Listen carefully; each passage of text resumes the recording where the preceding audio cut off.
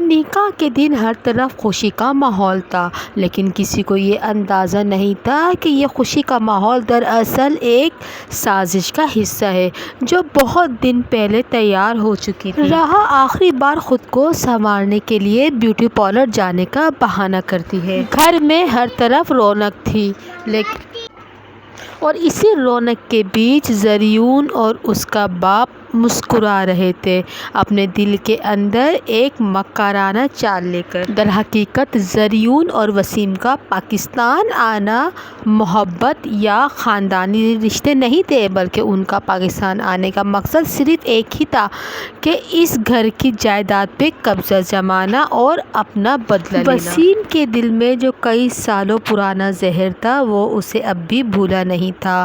ان کا پاکستان آنا ایک سوچی سمجھی سازش تھی، پہلے پاکستان آنا، اس گھر کے لوگوں کا بھروسہ جیتنا اور پھر اس گھر کو بدنام کرنا۔ اسی بیچ راحہ اپنے دل میں ایک اور راز چھپائے بیوٹی پارلر کے بہانے گھر سے نکل جاتی ہے، اور وہ راز تھا ارمان، جو اب ڈپٹی کمشنر بن چکا تھا۔ اس نے راحہ سے ایک آخری فرمائش کی تھی کہ وہ آخری بار راحہ کو دلہن کے روپ میں دیکھنا چاہتا ہے۔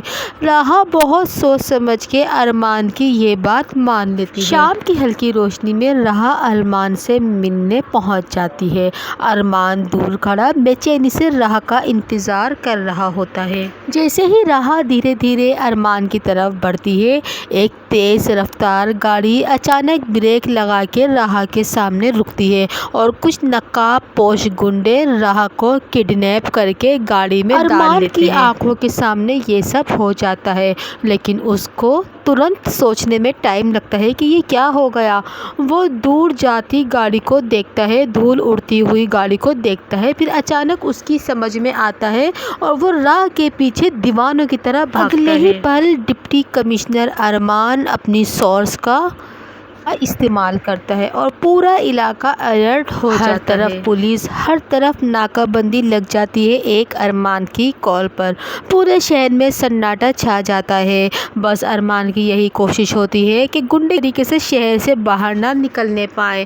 اسی طرف کہانی دوسری طرف ایک رخ موڑتی ہے، ایک انجان نمبر سے کال آتی ہے، اور فون کے دوسری طرف ایک ٹھنڈی آواز سنائی دیتی ہے کہ اگر لڑکی کو زندہ دیکھنا چاہتے ہو تو اتنی رقم لے کے فلاں فلاں مقام پہ پہنچ جاؤ، ورنہ صبح لڑکی کی لاش ملے گی۔ یہ فون کال آتے ہی گھر میں کوہرام مچ جاتا ہے۔ سب سمجھتے ہیں کہ یہ صرف ایک حادثہ ہے، لیکن ارمان سمجھ چکا تھا کہ دوسری طرف بہت بڑی سازش ہے۔ ارمان پوری طرح سے چھان بین کرتا ہے سی سی ٹی وی فوٹیج، اور وہ ہر طریقے سے چھان بین کرتا ہے کہ کسی طریقے سے اس کو سراغ مل جائے، اور ایک طرف سے اس کو سراغ مل بھی جاتا ہے۔ سراغ ملنے کے بعد ارمان اپنی پوری ٹیم لے کے وہاں پہنچ جاتا ہے، اور جیسے ہی ارمان اپنی ٹیم لے کے وہاں پہنچتا ہے، وہ چپکے سے اپہرن کرنے والے گنڈوں کو دیکھتا ہے، اور ان گنڈوں سے بات کرنے والا کوئی اور نہیں بلکہ ان سے بات کرنے والا ان کا سردار وسیم تھا۔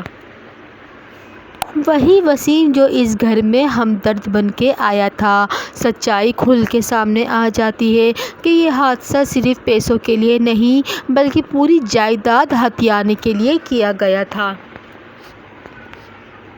ارمان ترنت نیا گیم بناتا ہے، وہ کچھ بیگ پیسوں سے تیار کر لیتا ہے، اور جہاں بیگ لے کے جاتا ہے وہاں جگہ جگہ پولیس والوں کو کھڑا کر دیتا ہے۔ جیسے ہی وسیم پیسے